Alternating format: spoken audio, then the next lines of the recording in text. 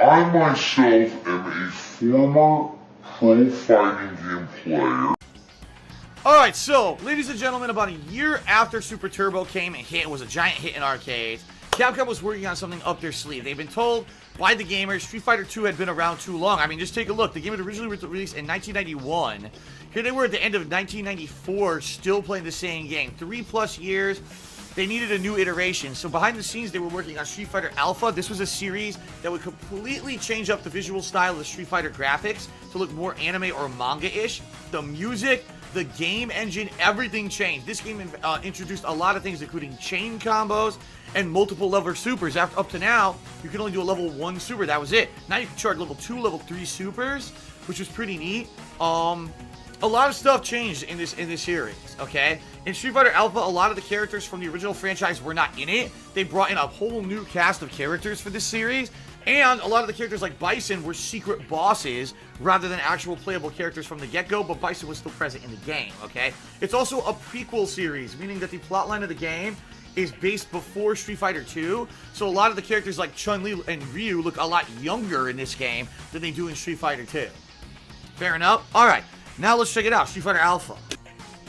Alright guys, so based off of the popularity of Street Fighter Alpha, but the strong criticisms that it got from the competitive community, citing, man, it's unbalanced, a lot of the cast do way too much damage, the chain combos just seem really overpowered, we want a more traditional Street Fighter experience, Capcom went back to the drawing board and just about a year later came out with Street Fighter Alpha 2. Now, Street Fighter Alpha 2 took out the chain combos. There are no chain combos in the game where you can do like light, medium, heavy. That's gone. It's more like traditional Street Fighter 2, where it's just timed button presses to get combos in in like 2-in-1s rather than chaining your buttons together, dialing them in. But outside of that, it retained a lot of the gameplay mechanics from the original Street Fighter Alpha game. The damage was toned down, so it takes a lot longer to kill your opponents, which is good. A lot of the matches in the original Street Fighter Alpha went by like that, which is kind of ridiculous. But Street Fighter Alpha 2 introduced a new cast of characters, a lot of which were throwback characters from old Street Fighter. A lot of them were from the Alpha series, and some were original characters. But it also introduced a custom combo system that basically turned the whole series on its head. So let's take a look. Alright, ladies and gentlemen, continuing on with my history of Street Fighter series, we're now going to be going into Street Fighter Alpha 3. Now, this is kind of a unique situation. Alright, this was a critical time in the realm of Street Fighter. As you guys know, there have been Street Fighter games since 1991, but it really was this kind of mid to late 90s when there was an explosion in the fighting game scene. Fighting games were becoming incredibly popular. People were going more than ever to arcades to play these games on a competitive level, and they were becoming very lucrative. So at this time, what Capcom decided to do, after the success of Street Fighter Alpha 2, was to actually branch out and make other fighting games that weren't Street Fighter related, or some of them were, but they weren't like mainstream Street Fighter games. I'll give you an example.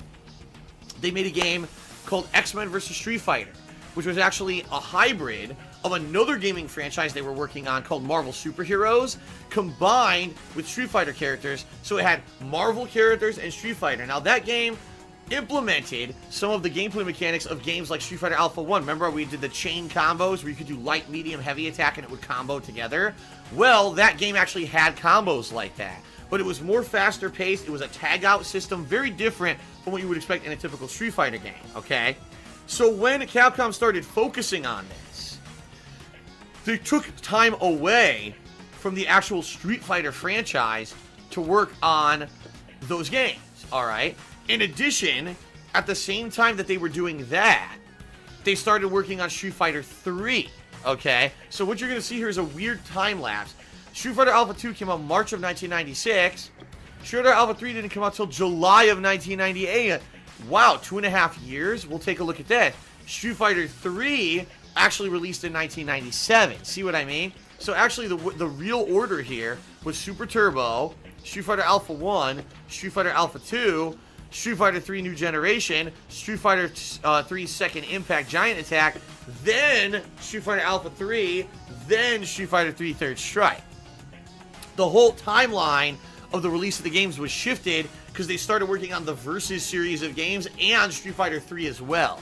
See what I mean? So that's why there was a huge gap between these two games. And quite frankly, you could see it because when Street Fighter Alpha 3 was released, even though it reused the same sprites from Street Fighter Alpha 1 and 2, which a lot of people, I'll be real, had a problem with. They were like, man, you waited over 2 years to release this game, it still has the same effing graphics. Like, what gives with that? Especially because Street Fighter 3 had come out, and Street Fighter 3 ran on a new hardware system, looked a lot better, had more frames of animation, was more detailed. Then going back to this basic style for Alpha 3, a lot of people were not very pleased with the visuals of the game. But the gameplay of Street Fighter Alpha 3 was very different. I mean, this was the first game, number one, had the biggest cast of characters of any mainstream Street Fighter game ever made. Had various isms. If you don't know what that means, you're going to see when I play the game. 3 completely different fighting styles. One that was kind of in line with the previous Street Fighter Alpha games.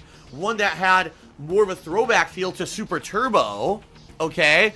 And one that had the custom combo aspect of the Street Fighter Alpha 2 game. So basically 3 completely different ways to play. Plus, Street Fighter Alpha 3 for the first time ever added in a guard meter and a guard crush feature that drastically changes the way the game is played from other Street Fighter games. Rather than always being about dealing damage, now it was simply about locking down your opponent enough and hitting them enough when they're guarding to make their guard break. Now you could do a whole open combo because their guard is broken and they're wide open, leading to a really different kind of aspect of gameplay. So there's so much different about Street Fighter Alpha 3, even though it took 2.5 years and the game kind of looks the same as Alpha 2, alright? The gameplay was very, very different. And it's actually funny, it took about 2 years for people to finally play Alpha 3 at a competitive level where they figured out what was good and what wasn't. At first, people were trying to play like old school Street Fighter. Then people started realizing, wow, the whole custom combo system changes the game completely and kind of breaks it. And to the point where the top tiers were all people playing with the custom combos. So, alright. Let's go ahead and boot this up. And I'll show you what I mean, because Street Fighter Alpha 3 is very different, okay? You'll have the opportunity to say, wasn't Capcom going through a lot of financial woes during this time period? No. I mean, they were in this was actually their burgeoning era. Their console division had games like Resident Evil that were bringing in tons of money. Their arcade division was pumping out games at a rapid pace, making tons of money. It was actually right after this era, right after the Street Fighter 3 era, that things kind of started falling apart for them. Alright.